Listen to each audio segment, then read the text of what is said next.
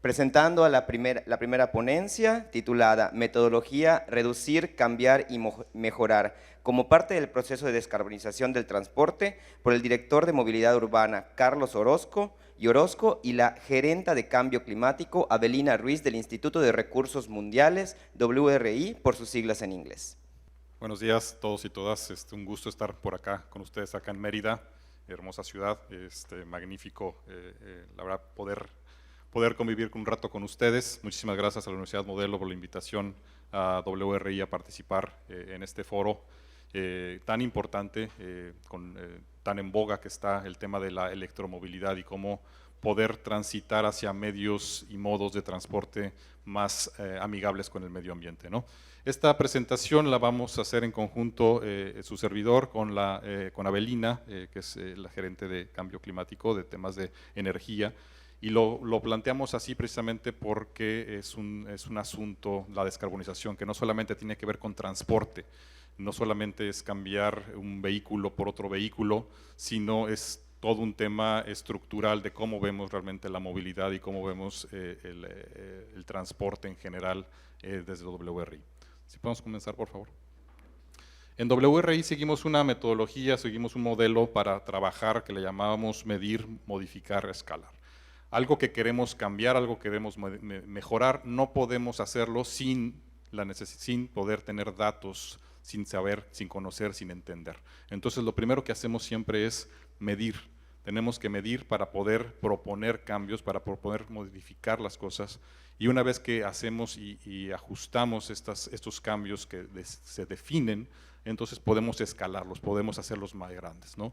Pues hacemos primeras intervenciones, no nos gusta llamarlo pilotos, sino primeras intervenciones que puedan servir de posterior para poderlo replicar más adelante, ¿no? Y eso se llama escalar. Entonces en WRI realmente creemos que hay una mejor manera y un mejor futuro es posible.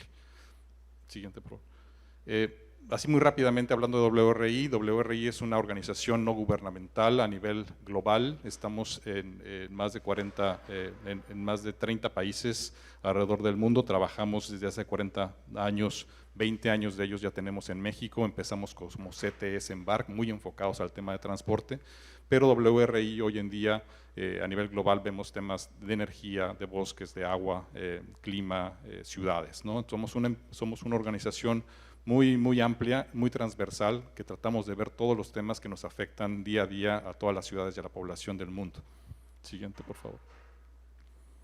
Y es el tema, ¿no? O sea, a final de cuentas tenemos que pensar que el crecimiento poblacional del planeta cada vez es más alto, ¿no? La curva va para arriba. Hoy en día ya somos 8.000 millones de personas en el planeta, entonces tenemos que pensar en el bien común, tenemos que pensar en cómo afecta todas las acciones que hacemos.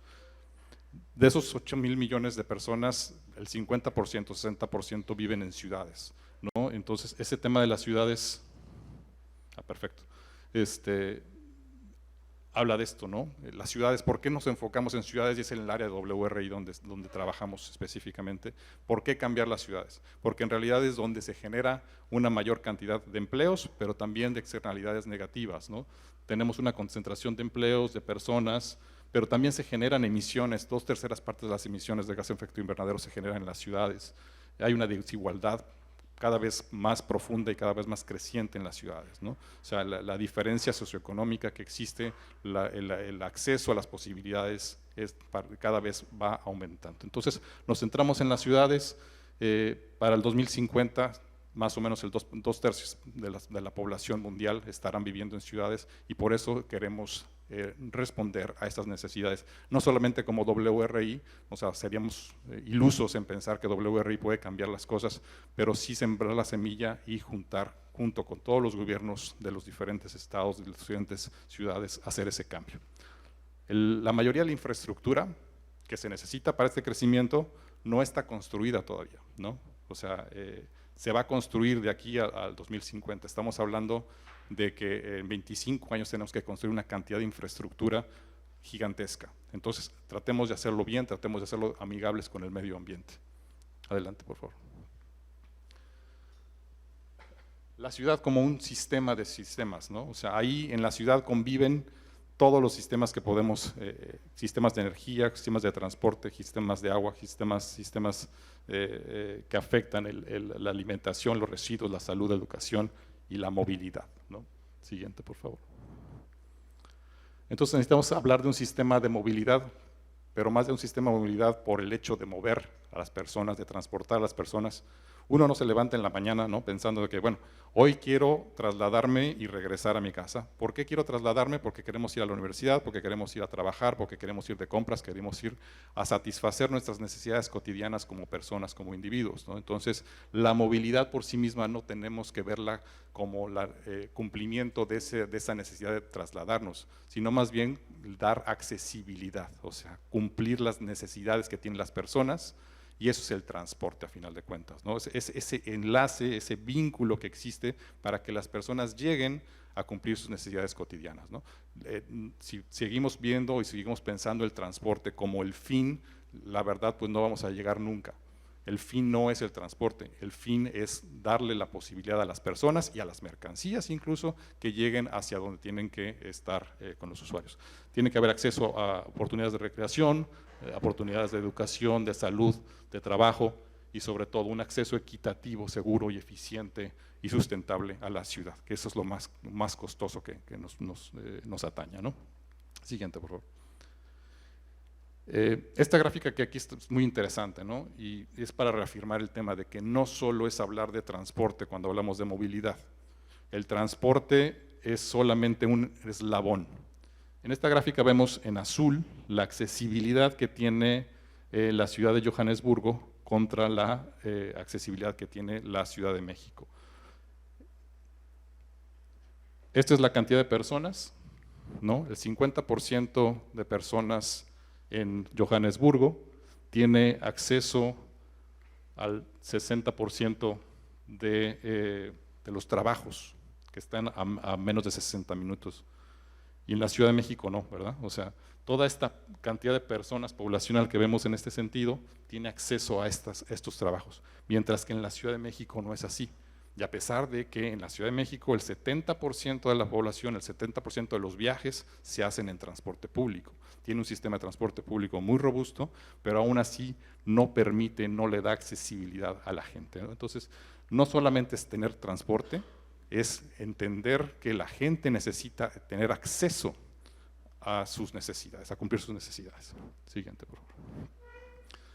Dos comparativas muy críticas, ¿no? Una ciudad con un modelo de crecimiento como los Estados Unidos, muy expansivo, en donde los suburbios, las partes fuera de la ciudad, pegadas a la naturaleza, pues muy atractivas, ¿no?, desde el punto de vista para las personas que viven en esa periferia, que tienen una población muy similar a la ciudad de Barcelona, que vemos en la imagen de la derecha. Son 5 millones de personas aproximadamente, pero si vemos el área total que ocupa cada una de esas diferentes ciudades, ¿no?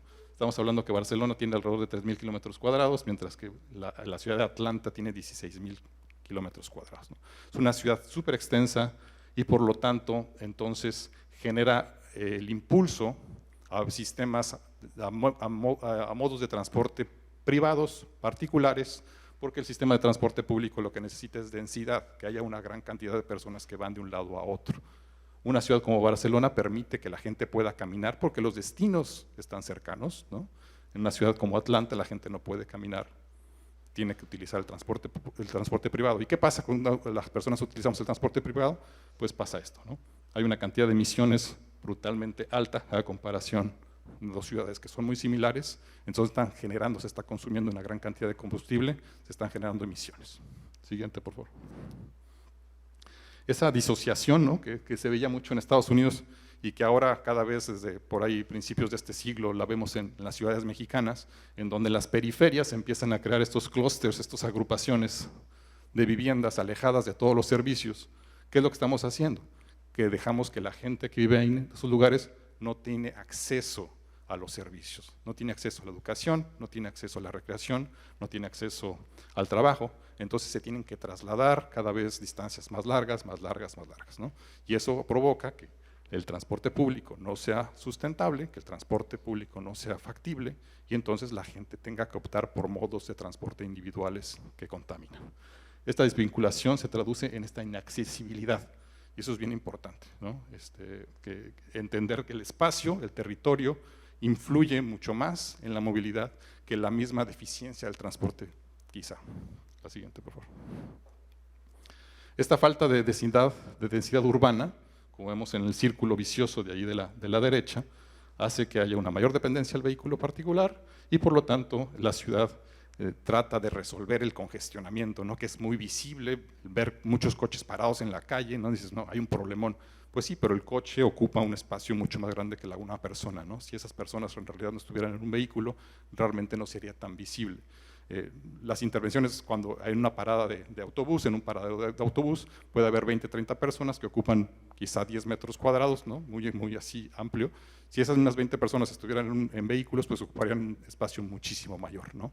Entonces, esa disociación lo que hace es que se invierta más en el transporte privado, en aumentar el número de calles, pasos a desnivel, y volvemos a tener una densidad en declive, ¿no? Entonces, esa densidad y ese ciclo vicioso va afectando a la ciudad. La duración de los viajes es muy importante. ¿Qué tanto traslado, qué tanto tiempo nos tardamos en trasladarnos de un lado a otro? Y el transporte público necesita esa densidad. Entonces, hay que reducir esta tendencia, ¿no?, de crecimiento del transporte particular. Necesitamos disminuir la cantidad de gases de efecto invernadero que se emiten. Todos ya tenemos claro, ¿no?, que hay un tema importante de cambio climático. Cada vez vemos las temporadas de lluvias con de repente unas tormentas impresionantes, ¿no? En Monterrey, vivo en Monterrey hace muchos años, tenemos un problema serio de sequía importantísima, desde hace 2, 3 años que no llueve realmente como debe llover, y de repente llegan inundaciones como en Hermosillo hace algunos meses, ¿no? También impresionantes. Entonces, esta tendencia de tener y de impulsar las ciudades para que crezcan con una forma hacia el vehículo particular, el vehículo privado, tiene que cambiar. Para que podamos tener un uso eficiente de transporte público, tenemos que cambiar la forma de las ciudades. Es difícil, pero hay que empezar a hacerlo. Siguiente, por favor. Esto es bien importante, ¿no? Hay varios porcentajes que se manejan en diferentes publicaciones. Este es uno de ellos, en donde donde se ve que el sector transporte, o sea, el movimiento de vehículos, de transporte de carga, de transporte de pasajeros, es el que contribuye, el segundo que contribuye a nivel global. Aquí hablamos del 21%, hay gente que habla del 14%, depende de las ciudades, depende de los países, ¿no? Pero en este caso estamos pensando que el 21% de los gases de efecto invernadero se producen por el sector transporte. El 60% en este caso, hay autores que hablan del 40, 45%, pero en todos los casos normalmente es edificios y luego transporte, o ahí se van cambiando de sitio, ¿no? Entonces, el sector transporte es fundamental realmente resolverlo, ¿no? Ver cómo hacemos para que no se consuma tanto combustible, que no se emitan tantas emisiones. Entonces, para lograr evitar ese aumento de 1,5 grados que hablamos a nivel internacional, para evitar que ese cambio climático realmente nos afecte a nosotros y a las generaciones futuras de este planeta, necesitamos entonces atender el transporte. Y esa parte del transporte del 45% que vemos ahí en morado es producto de los vehículos particulares, ¿no? Entonces, tenemos que responder cambiando las ciudades para que el transporte público sea eficiente, sea sustentable, sea viable. Si no tenemos densidad y no tenemos una ciudad, tenemos un orden territorial, el transporte público no puede tener densidad y por lo tanto no es funcional. Adelante. La metodología, como se llama la presentación, es Avoid, Shift and Improve, es evitar, cambiar y mejorar, ¿no? Y ese avoid pues, puede ser también reducir, no solamente evitar. ¿Y a qué se refiere el avoid? Bueno, lo vivimos en pandemia, ¿no? Tratar de hacer la menor cantidad de viajes posibles, tratar de movernos lo menor posible, no consumir energía nada más por querer consumir energía. Y también evitar pues significa hacer adecuaciones al entorno, ¿verdad? Evitar hacer viajes en transporte público, cuando vayan al Oxxo, cuando vayan a la tiendita de la esquina, pues tratar de hacerlo caminando, pero si esa tiendita está a 10 minutos o 15 minutos, pues la gente ya va a empezar a pensar mejor usar el transporte privado, ¿no? Shift, el cambio, irnos hacia tecnologías más más sustentables, el transporte público, insisto, el tema de movilidad activa, los medios no motorizados, ¿no? O sea, tratar de utilizar la bicicleta. Aquí en Mérida es un medio muy importante, es un modo de transporte muy importante. Y el último, que es el amarillo que está ahí, que dice mejorar, ¿no?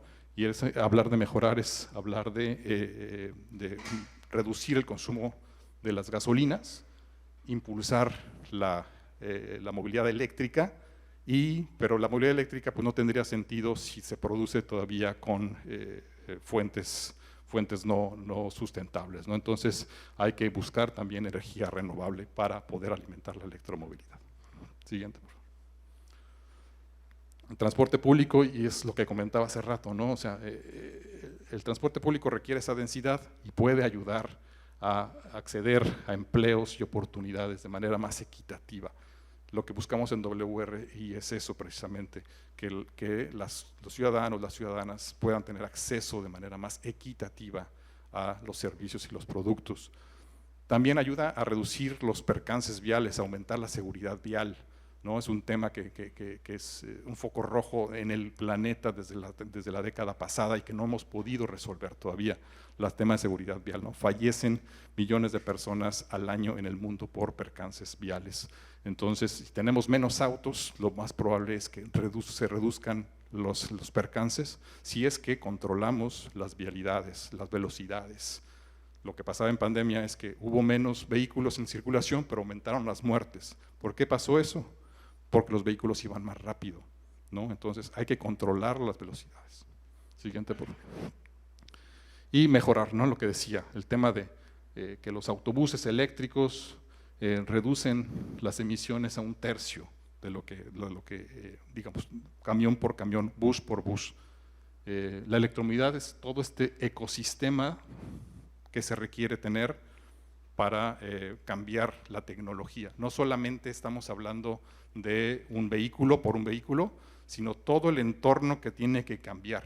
O sea, los mecanismos de fondeo, la infraestructura para recarga, las baterías, inclusive cómo atender un percance que involucra un vehículo eléctrico es diferente que un vehículo a combustión interna, ¿no?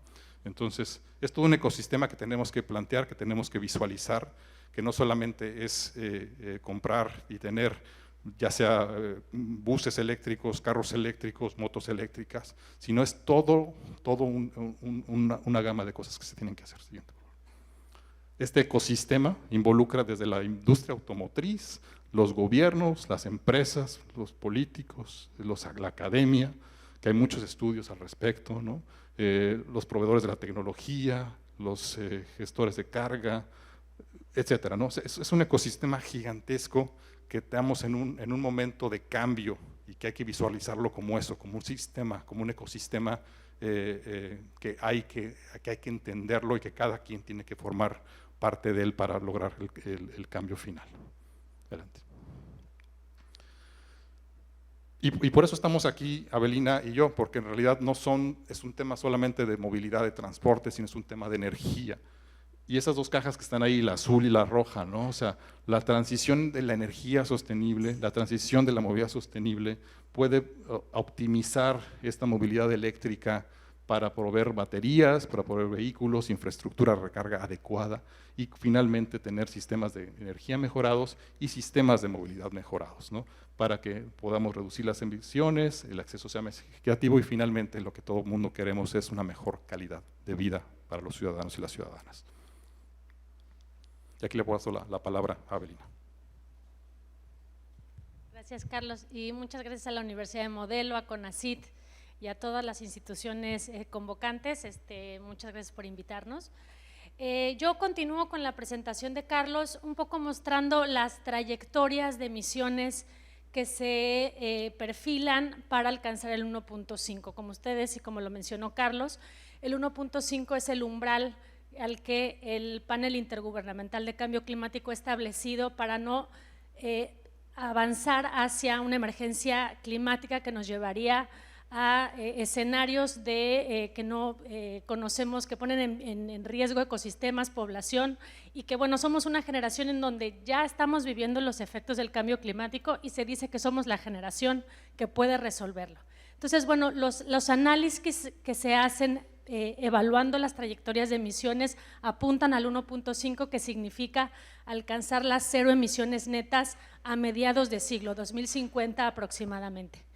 Entonces, lo que vemos aquí es unas trayectorias proyectadas del sector transporte, en donde se evalúa cómo estarían las emisiones si seguimos en la tendencia actual de emisiones. Si seguimos en la actual tendencia, podríamos llegar a 14 gigatoneladas de emisiones de gases de efecto invernadero. Actualmente estamos alrededor de las 8 gigatoneladas y lo que se estima es que tendríamos que llegar alrededor de las 2 gigatoneladas.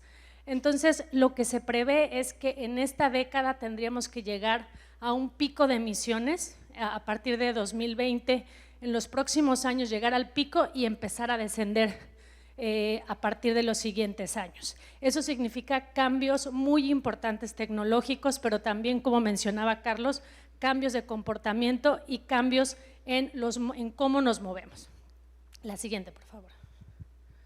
Esta es, y seguramente en un ratito Diana nos va a hablar un poco de las emisiones del país. Esta es la trayectoria, la línea de emisiones en los últimos 30 años de México, en donde en el último inventario se ve que hay una reducción que también Diana nos explicará en un ratito sobre cómo ha ido bajando la tasa de crecimiento de las emisiones. Sin embargo, vemos que casi un 60% de las emisiones han crecido en la última década.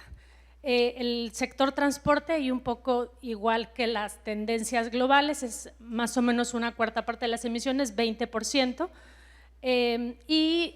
Una de las explicaciones de las reducciones, por una parte, es los cambios en la matriz eléctrica, en donde el gas natural ya representa un porcentaje importante en la generación de electricidad.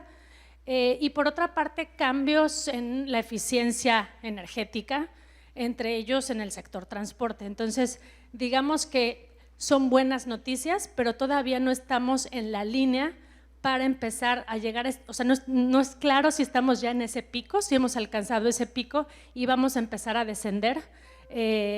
Sin embargo, las actuales políticas no parecen ir en ese sentido.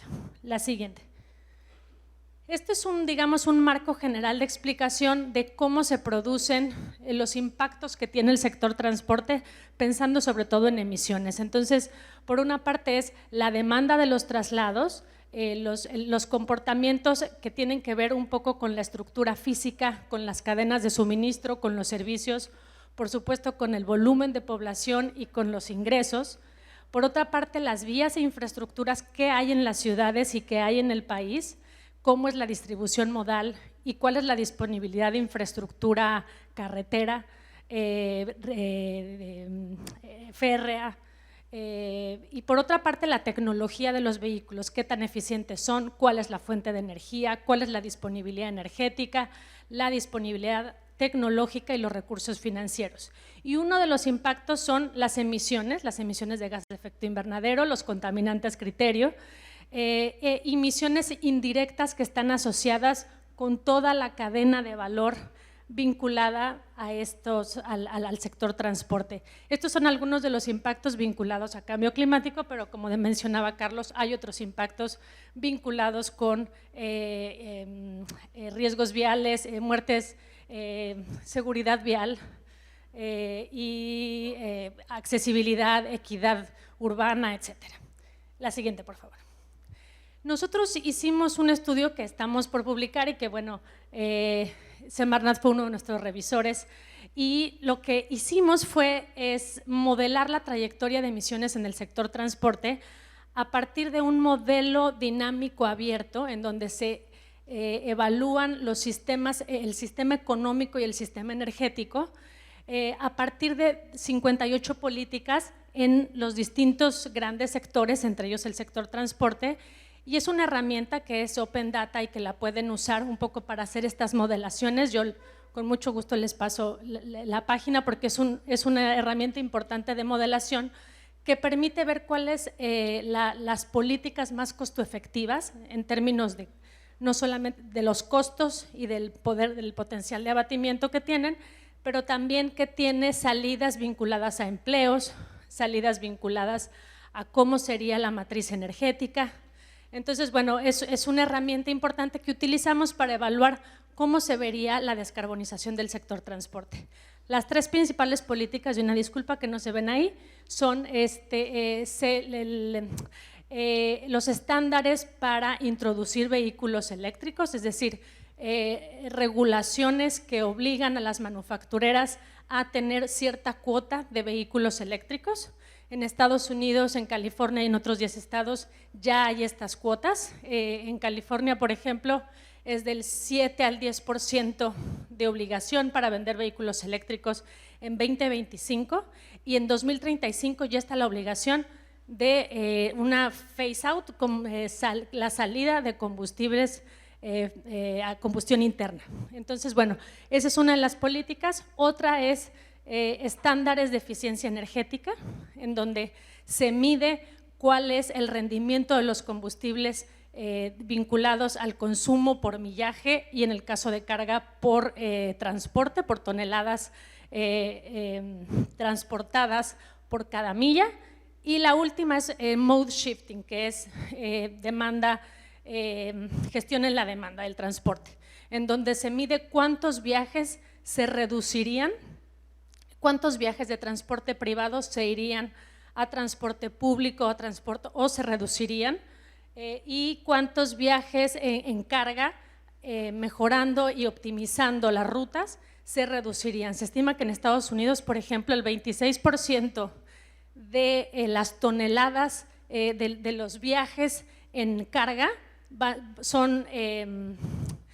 con contenedores vacíos. Entonces, bueno, una optimización de la ruta y una mejora de los transportes de carga permitiría reducir las emisiones. La siguiente, por favor. Lo que vemos aquí es el resultado, digamos, de este análisis de modelación, en donde se ve una trayectoria business as usual.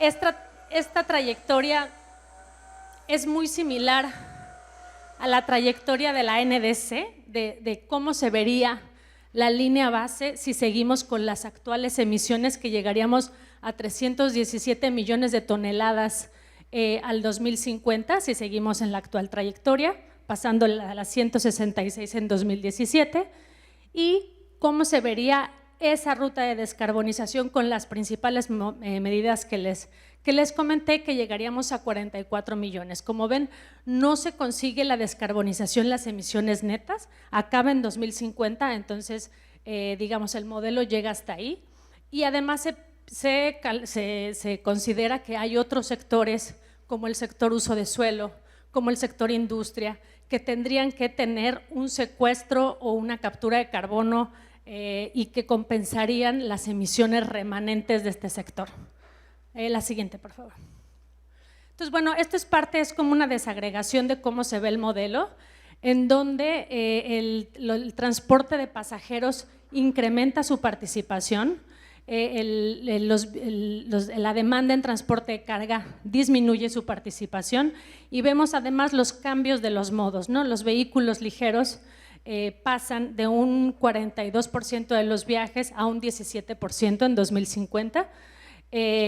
Los viajes en vehículos de alta capacidad pasan del 47% al 68%, y bueno, hay una reducción en viajes en motocicleta, hay un incremento en el transporte aéreo y una disminución también del transporte aéreo.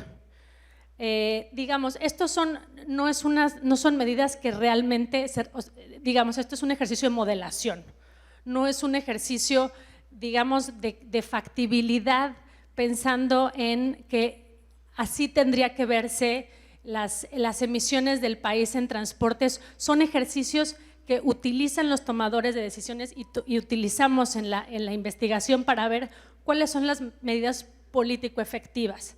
Otra cosa es la disponibilidad de tecnología que tengamos en el país, y bueno, los recursos, y tiene que ver como con toda la estrategia de financiamiento y con toda la estrategia que establezcan los estados para alcanzar porcentajes como los que les muestro.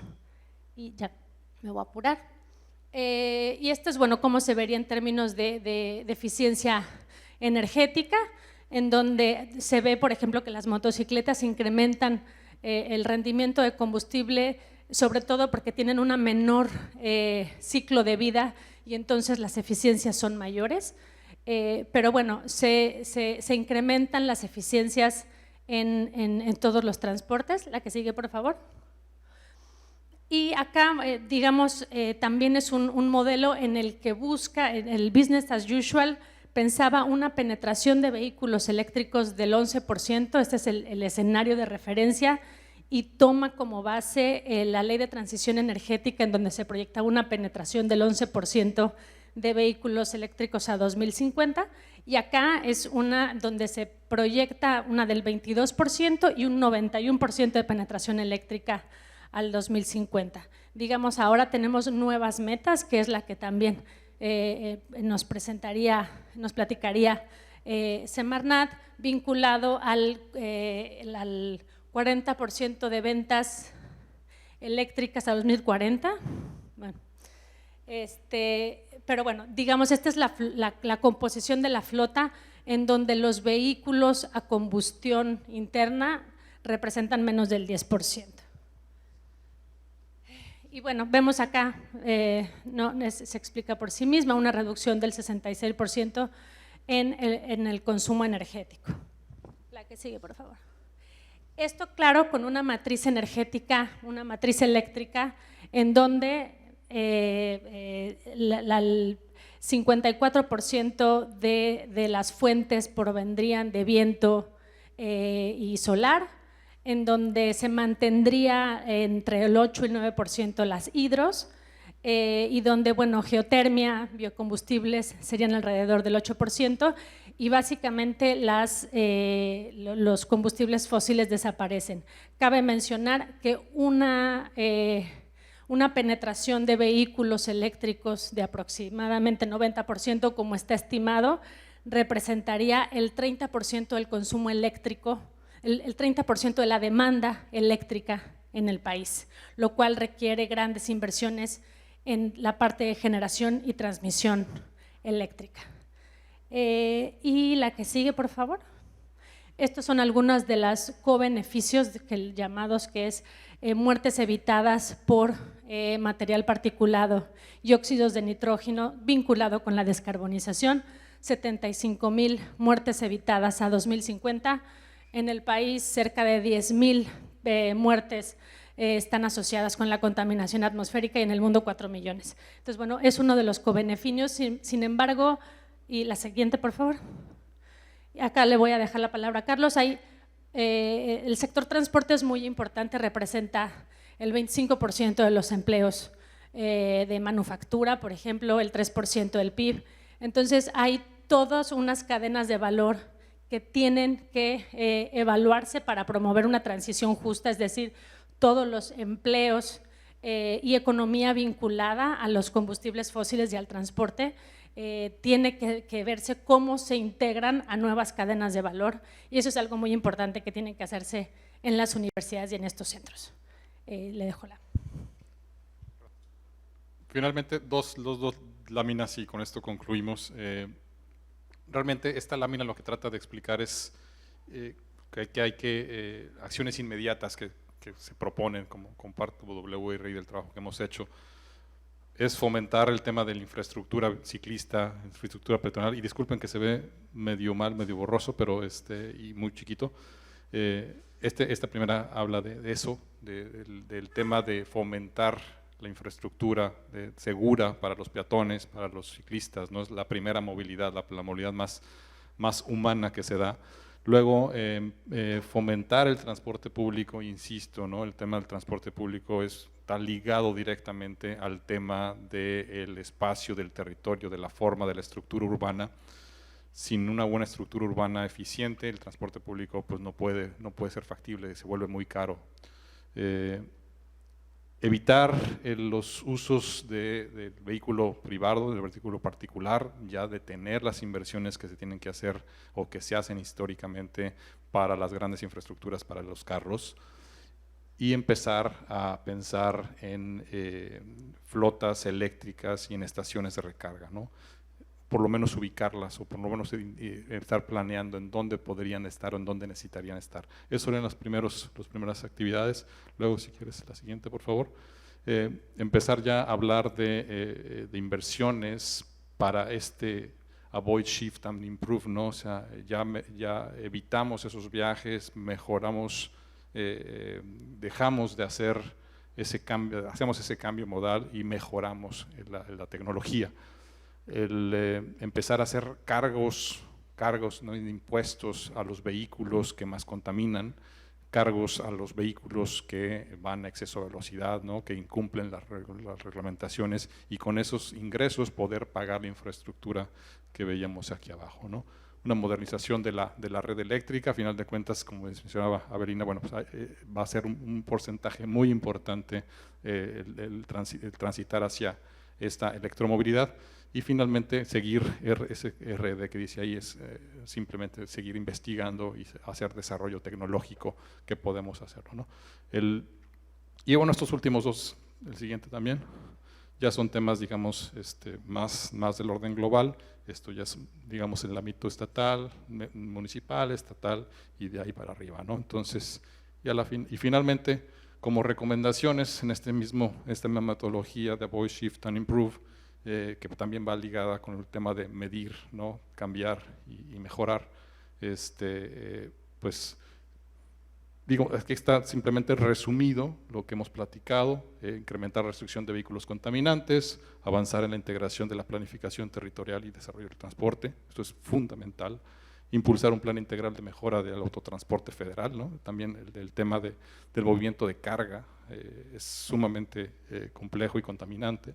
Mejorar y ampliar la infraestructura de transporte público, incrementar la infraestructura peatonal ciclista, fomentar la creación de redes de rutas de transporte eficiente, no solamente que sean lo que se llama hombre-camión, ¿no?, sino que sean realmente empresas que no busquen utilidades de alguna manera, sino que en convenio o en coordinación con los gobiernos realmente se ofrezca el servicio, no por ello no tener utilidades, ¿verdad?, pero no solamente que sea el fin último es proveer el servicio a las personas. Fomentar el transporte de carga intermodal, el ferroviario, bueno, es uno de los transportes más económicos que existen, menos contaminantes, y modernizar la flota vehicular. Sabemos que a final de cuentas, pues los vehículos particulares no van a desaparecer de la faz de la tierra, pero sí se va a ver ese cambio hacia vehículos eléctricos, ¿no? Entonces, mejorar la flota, poner restricciones a los vehículos que más contaminan, hacer el cambio hacia unas unidades eléctricas, tecnológicas que aseguren cero emisiones, establecer una estrategia local de movilidad, es sumamente importante, de manera metropolitana. Normalmente cuando se tienen dos o más municipios en las zonas urbanas, en las zonas rurales también es muy importante tener esas estrategias de movilidad. Luego se nos olvida, ¿no?, nos concentramos en las ciudades y las zonas rurales se nos quedan por ahí diluidas, pero también es sumamente importante establecer una política y una estrategia de cómo atender las necesidades de la gente que vive en esas zonas semirurales urbanas. Creación de estándares de emisiones y mejorar los sistemas de verificación vehicular, ¿no?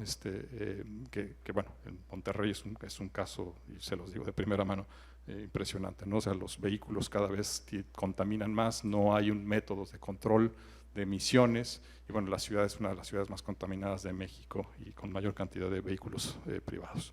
Y con esto concluimos.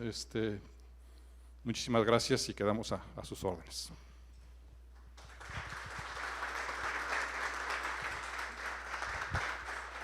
Tenemos unos minutitos para preguntas y respuestas. Si alguien gusta preguntar algo, levantar la mano.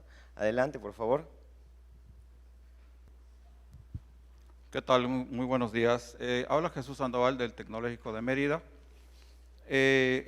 Un comentario con respecto a la parte del concepto de igualdad. Mi formación es de ingeniero y como muchos ingenieros sabemos, cuando resolvemos un problema, mientras más variables entren a ese problema, el concepto de la resolución se hace mucho más difícil.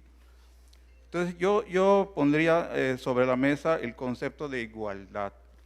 meter el concepto de igualdad dentro de la resolución de un problema, sobre todo cuando es de ámbito de ingeniería, creo o siento que puede distraer mucho la forma de resolverlo, porque el concepto de igualdad tiene que ver más con un concepto ideológico que con un concepto más práctico. Entonces, esta sería pues una idea para comentar, ¿no? El segundo punto es, vamos a construir ciudades a modo de quién.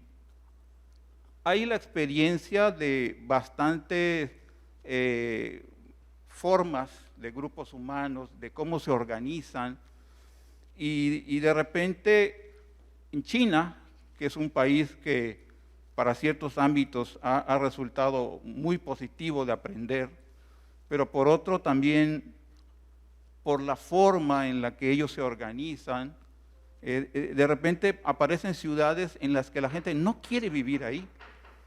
O sea, se construyeron supuestamente con el conocimiento de que era lo mejor para los ciudadanos. Y sin embargo, desde el punto de vista práctico, la forma de pensar de la gente o la libertad de cómo uno quiere vivir no siempre coincide con el conocimiento de los expertos en el diseño de ciudades. Entonces, ese sería otro aspecto que también se puede considerar. Y el último comentario, y también sin la necesidad y sin el deseo de provocar una controversia, hay dudas razonables, o hay quienes tenemos dudas razonables sobre el concepto de ese cambio climático antropogénico. Hay dudas razonables y hay quienes tenemos dudas razonables. Creo yo que una de las formas, a lo mejor, que pueden dar validez a todo este tipo de preocupaciones en cuanto a la descarbonización es en cuanto al concepto de uso eficiente de la energía. Y una parte que sí comparto con ustedes es la accesibilidad. No necesariamente con igualdad, pero sí que todos podamos tener esa accesibilidad a la energía para poder cumplir nuestras necesidades básicas, pero también esas necesidades que no son iguales para todos, ¿no? Entonces, bueno, nada más esos comentarios y agradecerles el compartir esta mañana con nosotros. Gracias. Muchísimas gracias por tus comentarios, ingeniero. Quizá hay una diferencia entre igualdad y equidad. Nosotros hablamos de equidad, es tratar de dar precisamente tu último comentario, que las personas realmente tengan acceso, ¿no? O sea, no igualitario, pero sí que tengan acceso a esos servicios. Y entonces ahí es donde entra el tema de equidad. Y las ciudades mexicanas, ¿no?, y latinoamericanas y en otros países también, y en otras regiones del mundo, tienen ese problema, ¿no?, que ha ido creciendo, esa falta de equidad. O sea, hay muchas personas que sobre todo en entornos mexicanos viven en las zonas periféricas, que no tienen acceso a servicios, no tienen acceso a educación, no tienen acceso a trabajo, a empleo digno. Entonces, eso es lo que nosotros vemos como equidad.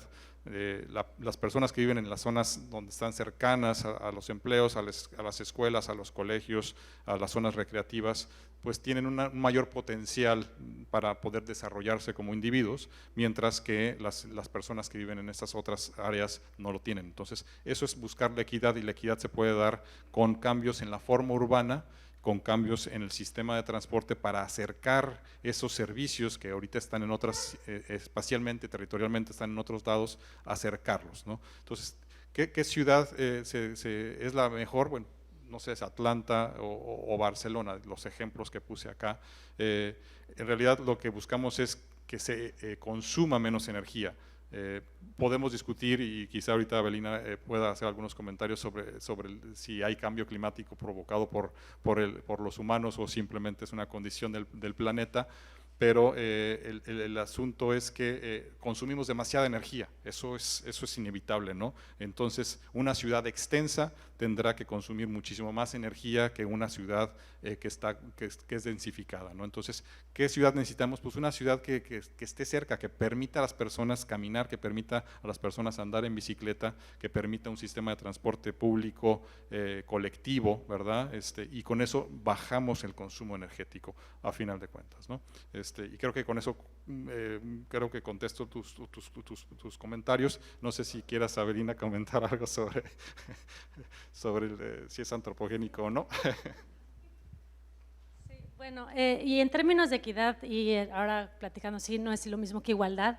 En términos de clima, por ejemplo, sí es muy, o sea, digamos, los impactos son diferenciados de acuerdo a los niveles de ingresos, de acuerdo a las condiciones socioeconómicas de las personas. Entonces, lo que se busca es equidad, que haya, digamos, en términos de los impactos que sean mucho menos diferenciados en términos de esas condiciones. También en exposición atmosférica, en exposición a contaminantes criterio, las poblaciones que están más expuestas a este tipo de contaminantes son las personas que trabajan en transporte público o ciertas zonas donde están ubicadas las plantas de generación más contaminantes. Entonces, digamos, eso es por la parte de cambio climático y, digamos, la evidencia científica nos permite saber en un 99% que el cambio climático está ocurriendo, que la contribución de la humanidad es irrefutable, que los niveles de concentraciones atmosféricas no tienen precedentes en los últimos miles de millones de años, que el calentamiento del océano,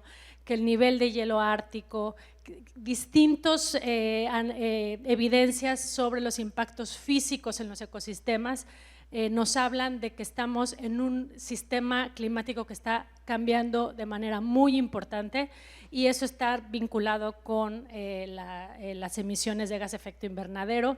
Y ahora ya, digamos, los niveles de observación y modelación que tenemos, que existen actualmente, permiten ver la diferencia de impactos que tiene, por ejemplo, el CO2 con el metano, en donde hemos rebasado el 1.1% de temperatura vinculado a la era preindustrial y un 0.5 está vinculado con metano, por ejemplo, y también se puede diferenciar cuáles son las contribuciones que tienen las emisiones de gas de efecto invernadero, digamos, por actividades geológicas como es el vulcanismo, que sí son fuentes naturales, digamos, y las diferenciadas que tienen que ver con la humanidad. Entonces, y no solo eso, digamos, hablar de cambio climático también nos permite pensar en un nuevo paradigma, en una nueva manera de pensar en la sociedad, en la humanidad, en la economía, en donde está, digamos, está vinculada esta transformación con una mayor equidad, con mayores empleos. Entonces, sí es importante estar empezando ya a cambiar de modo de pensar y en un nuevo modo de sistema. Muchas gracias. Y una intervención más para pasar a la siguiente. Gracias. Bueno, yo quería hacer un comentario y una pregunta. Evidentemente, el desafío que tenemos nos exige pensar de manera compleja, porque nos tenemos que mover de este pensamiento sectorial, digamos, y ver que no es un problema solo técnico, solo de ingeniería, sino que son sistemas complejos conectados que exigen abordarlo de manera integral y con pensamiento complejo. Y eso es creo que es más desafío eso que la cuestión de intervención práctica, ¿no?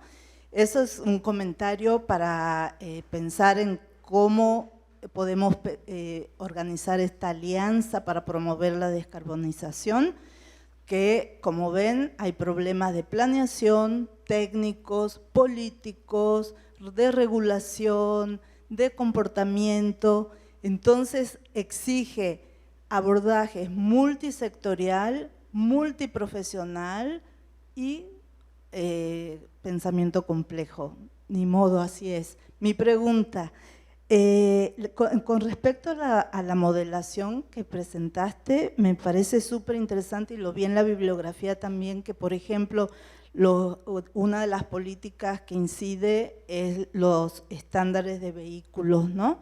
Pero también no solo los eléctricos, sino los de energía fósil, de origen fósil. Y quisiera saber si en México tenemos una normativa más o menos adecuada para esto o tenemos que trabajar en ese sentido. Eso. Sí, y también Diana quizá me corrija sobre el dato preciso. Tenemos una norma de eficiencia de combustible que fue actualizada en 2020, me parece, en donde está vinculada la emisión de CO2 con digamos, el rendimiento, pero vinculado al CO2, al contenido de CO2. Y esta fue actualizada y se espera que llegue a un 35% más eficiente, me parece que al 2035. Sin embargo, lo que se prevé en los estudios es que esas normas tendrían que llegar al 90% al 2050. Y yo le busco cuál es el nombre de la norma, por 163. Pero yo creo que mejor tú. Muchas gracias. Sí, es la norma 163, que tiene que ver con la eficiencia para vehículos nuevos en circulación. Esta esperemos que entre en operación a principios del año que entra, la estamos esperando desde 2018. Generar normas oficiales es muy complicado a nivel federal y luego implementarlas mucho más. Esta norma ya existía, como bien comenta Avelina, se está actualizando para mejorar aún más la eficiencia de los vehículos ligeros en circulación. Y se está preparando otra norma para vehículos pesados, la cual están preparando desde la CONUE, que pertenece a la CENER, que va a ser para vehículos pesados, igual para eficiencia energética. Gracias.